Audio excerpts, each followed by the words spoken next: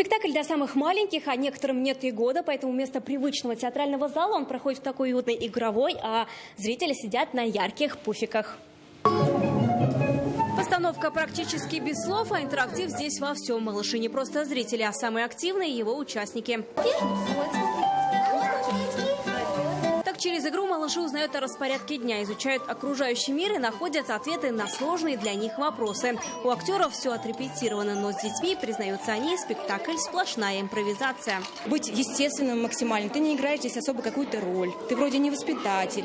Ты, может быть, мама, что ли. Чтобы они чувствовали себя как дома, не стеснялись.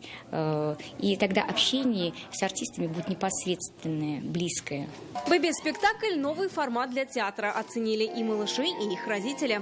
С водой мы играли, рисовали. Я был уже здесь, но на подушках в первый раз. Мы не ожидали, что в такой маленькой комнате можно создать такую большую интерактивную игру. Очень внимательно смотрели все, играли вместе со спектаклем.